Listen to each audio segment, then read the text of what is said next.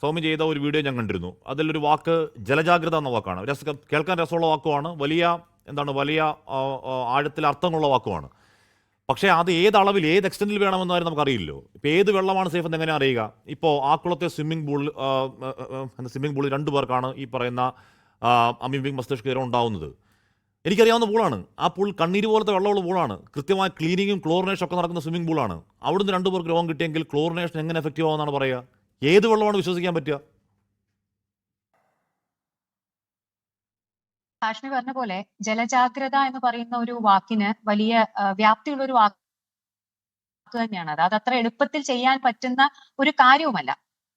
ഞാൻ പറയുന്നത് കേൾക്കുന്നുണ്ടല്ലോ അല്ലെ? കേൾക്കാം ഡോക്ടർ. ആ ജലജാഗ്രത എന്ന് പറഞ്ഞു കഴിഞ്ഞാൽ ഇപ്പൊ കുറച്ചു മുമ്പ് അരുൺ സാർ പറഞ്ഞ പോലെ അല്ലെങ്കിൽ അൽതാഫ് സാർ പറഞ്ഞ പോലെ തന്നെ ഈ അമീബിക് മസ്തിഷ്ക ജ്വരം മാത്രമല്ല, നമ്മൾ കാണേണ്ട ചില വേറെ കണക്കുകളും കൂടിയുണ്ട്.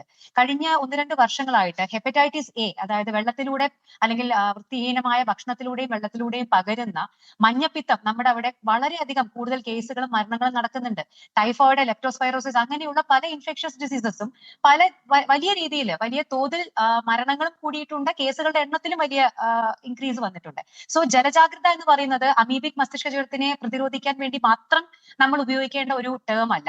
അത് ജനറലി ഈ ജലത്തിലൂടെ പകരുന്ന എല്ലാ രോഗങ്ങളും, റീസെന്റ് ഇൻക്രീസ് ചെയ്തിരിക്കുന്ന ഇൻസിഡൻസ് വളരെയധികം കൂടിയിരിക്കുന്ന, മരണസംഖ്യ കൂടിയിരിക്കുന്ന എല്ലാ ഇൻഫെക്ഷസ് ഡിസീസസിനെയും പ്രതിരോധിക്കാനുള്ള ഒരു പദമായിട്ടാണ് നമ്മൾ ഉപയോഗിക്കേണ്ടത്. പിന്നെ എനിക്കിപ്പോ തോന്നുന്നത്, ഇപ്പൊ ഈ ഒരു കേസുകളുടെ തോത് പോകുന്നത് അനുസരിച്ചിട്ട് കുറച്ചുകൂടി പൊതുജന പങ്കാളിത്തം ഗവൺമെന്റ് ഇതിൽ ഉറപ്പുവരുത്തേണ്ടതുണ്ട് എന്ന് എനിക്ക് തോന്നുന്നു. കാരണം ഇപ്പൊ മുന്നേ പറഞ്ഞല്ലോ, 50 ലക്ഷത്തോളം കിണറുകൾ അല്ലെങ്കിൽ ജലസ്രോതസ്സുകൾ നമുക്കുണ്ട്. ഒരിക്കലും പ്രാക്ടിക്കൽ ആയിട്ടുള്ള ഒരു കാര്യമല്ല ഈ ആരോഗ്യ പ്രവർത്തകർ തന്നെ വന്ന് നമ്മൾ ഉപയോഗിക്കുന്ന, കുടിക്കാനും കുളിക്കാനും ഉപയോഗിക്കുന്ന വെള്ളം ക്ലോറിനേറ്റ് ചെയ്ത് അതിനെ ശുദ്ധീകരിക്കണം എന്ന് പറഞ്ഞു കഴിഞ്ഞാൽ പ്രാക്ടിക്കലി അത് എത്രത്തോളം പ്രാവർത്തികമാവുന്നത് എനിക്കറിയില്ല. അപ്പോൾ അതുകൊണ്ട് കുറച്ചൊക്കെ പൊതുജനത്തിനെ, ഇപ്പൊ നമ്മൾ കോവിഡിലൊക്കെ അങ്ങനെയാണല്ലോ ചെയ്തത്, ഒരു കൂട്ടുത്തരവാദിത്തമാണ് ഇവിടെ വേണ്ടത്. എങ്ങനെയാണ് ക്ലോറിനേറ്റ് ചെയ്യേണ്ടത് എന്നുള്ള ഒരു കൃത്യമായിട്ടുള്ള ഒരു രീതി, അത് നമുക്ക് ഇന്ന് ഇത്രയും സോഷ്യൽ മീഡിയ ഉണ്ട്, നമുക്ക് നിങ്ങളെ പോലെയുള്ള ദൃശ്യമാധ്യമങ്ങളുണ്ട്. അപ്പൊ അതുകൊണ്ട് കുറച്ചുകൂടി ഇങ്ങനെയുള്ള കാര്യങ്ങളെ ഉപയോഗപ്പെടുത്തി പൊതുജനങ്ങളിലേക്ക് ഈ ഒരു കാര്യങ്ങൾ എത്തിക്കണം. അതായത് അവരുടെ കൂടി പങ്കാളിത്തം. നമ്മളുടെ ജലസ്രോതസ്സുകൾ, നമ്മുടെ വീട്ടിൽ നമ്മൾ ഉപയോഗിക്കുന്ന കുടിക്കാനും കുളിക്കാനും നമ്മുടെ ആവശ്യങ്ങൾക്കുമായിട്ട് നമ്മൾ എവിടുന്നാണോ വെള്ളം എടുക്കുന്നത്, ആ സ്രോതസ് കൃത്യമായ മലിന വിമുക്തമാണെന്ന് ഉറപ്പുവരുത്തേണ്ട ഉത്തരവാദിത്തം നമ്മുടെ സർക്കാരിനും നമ്മുടെ ആരോഗ്യ വകുപ്പിനും ഒപ്പം നമ്മൾക്ക് ഓരോരുത്തർക്കും ഉണ്ട് എന്നുള്ള ഒരു കൂട്ടുത്തരവാദിത്തം ജനങ്ങളിലേക്ക് എത്തിക്കുക എന്നുള്ളത് വളരെ ഇമ്പോർട്ടന്റ് ആണ്. ഇതിന് കൃത്യമായിട്ട് നമുക്ക് സോഷ്യൽ മീഡിയ ഉപയോഗിക്കാം, ദൃശ്യമാധ്യമങ്ങളെ ഉപയോഗിക്കാം, ഒരു വീഡിയോ ആവാം അല്ലെങ്കിൽ ഒരു പാംഫ്ലെറ്റ് ആവാം. നമുക്ക് നമ്മുടെ പൊതുജന സംവിധാനം ഉപയോഗിച്ചിട്ട് ഇത് ആളുകളിലേക്ക് എത്തിക്കുന്നത് വഴി നമുക്ക് നമ്മുടെ ഓരോ വീടുകളും അത് സ്വന്തം ഉത്തരവാദിത്തമായി എടുത്ത് നമുക്ക് ക്ലോറിനേറ്റ് ചെയ്യാവുന്നതേ ഉള്ളൂ. പിന്നെ ഗവൺമെന്റിന് ഇനി ചെയ്യാൻ പറ്റുന്ന കാര്യങ്ങൾ പറഞ്ഞാൽ, പിന്നെ സർട്ടിഫിക്കേഷൻ. ഇപ്പോ കുറച്ചു മുമ്പ് ഹാഷ്മി പറഞ്ഞല്ലോ, കണ്ണീര് പോലെ നല്ല വെള്ളമാണ്. പക്ഷെ നമ്മൾ കാണുന്ന വെള്ളം കാഴ്ചയിൽ ചിലപ്പോൾ വൃത്തിയായിട്ടായിരിക്കും ഇരിക്കുന്നത്, പക്ഷെ ഇതൊക്കെ കൃത്യമായി ക്ലോറിനേറ്റ് ചെയ്യുന്നുണ്ടോ? ഇതിനേക്കാൾ നമ്മൾ കാണേണ്ട ഒരു വസ്തുത എന്ന് പറയുന്നത്, ക്ലോറിനേഷൻ എന്ന് പറയുന്നത് ഒറ്റ തവണ ചെയ്തത് കൊണ്ട് കഴിയുന്ന ഒരു പ്രവൃത്തിയല്ല. ഒരു വെള്ളത്തില് 0.5 ppm എങ്കിലും മിനിമം ക്ലോറിന്റെ അളവ് ഉണ്ടെങ്കിൽ മാത്രമേ നമുക്ക് അമീബയെ പ്രതിരോധിക്കാൻ സാധിക്കൂ. ഇത് ഓരോ ആഴ്ചയും ചെയ്തുകൊണ്ടിരിക്കേണ്ട ഒരു പ്രവൃത്തിയാണ്.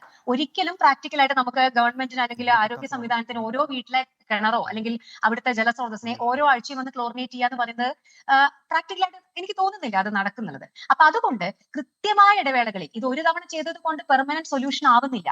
കൃത്യമായ ഇടവേളകളിൽ നമ്മൾ വെള്ളം എടുക്കുന്ന സോഴ്സുകളും ഇതേ പറഞ്ഞ പോലെ നമുക്കിപ്പോ, എനിക്ക് തോന്നുന്നു ഇപ്പോ ഈ സ്വിമ്മിംഗ് പൂളുകളുടെ എണ്ണം വളരെയധികം കൂടിയിട്ടുണ്ട്. കാരണം കുട്ടികളെ സ്വിമ്മിംഗ് പഠിപ്പിക്കാൻ വളരെ നല്ലൊരു കാര്യമാണ്, നല്ല സ്പോർട്സ് ആണ്, നമ്മൾ പഠിച്ചിരിക്കേണ്ട ഒരു കാര്യം തന്നെയാണ്. പക്ഷേ എത്രത്തോളം അവരൊക്കെ കൃത്യമായിട്ട്, നമുക്കറിയാലോ, ഇവിടെ ഞാനൊരു കുട്ടികളുടെ ഡോക്ടർ ആയതുകൊണ്ടുകൂടി പറയാണ്, കുട്ടികളെ പഠിപ്പിക്കുന്ന കുളങ്ങൾ അല്ലെങ്കിൽ സ്വിമ്മിംഗ് പൂളുകൾ വലിയ ആളുകളുടെ അത്ര ആഴമില്ലാത്തതായിരിക്കും. അത് സെപ്പറേറ്റ് ആയിരിക്കും അധിക സ്ഥലങ്ങളിലും.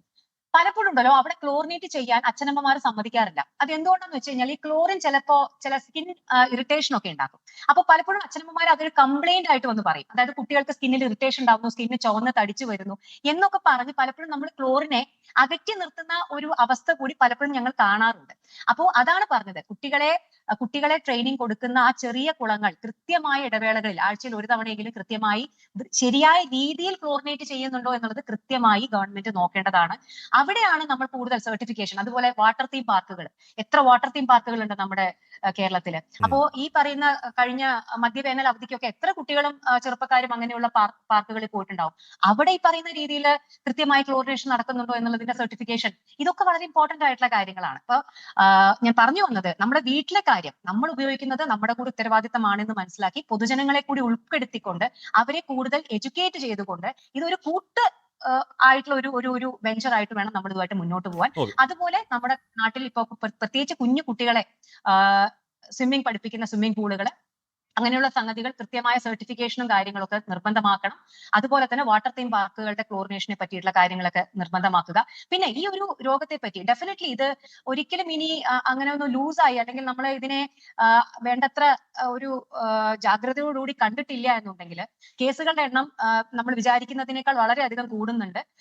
ലോകത്ത് തന്നെ ഇപ്പോ ഇത്രയും കേസുകൾ 1965 വെച്ച് നോക്കുകയാണെങ്കിൽ ഏറ്റവും കൂടുതൽ കേസുകൾ കൂടുന്ന ഒരു സമയത്തിലാണ് നമ്മൾ നിൽക്കുന്നത്. അപ്പൊ കുറച്ചുകൂടി ജാഗ്രത നമുക്ക് ഈ ഒരു കാര്യങ്ങളിൽ വേണം എന്നുള്ളത് തന്നെയാണ് എന്റെ അഭിപ്രായം. ലോകത്തെവിടെയായാലും ഏത് സമയത്തും 24 വാർത്തകളും ഓഗ്മെന്റഡ് റിയാലിറ്റി പാക്കേജുകളും എക്സ്പ്ലെയിനറുകളും വിശദമായി കാണാൻ ഞങ്ങളുടെ യൂട്യൂബ് ചാനൽ നിങ്ങൾക്ക് സബ്സ്ക്രൈബ് ചെയ്യാം.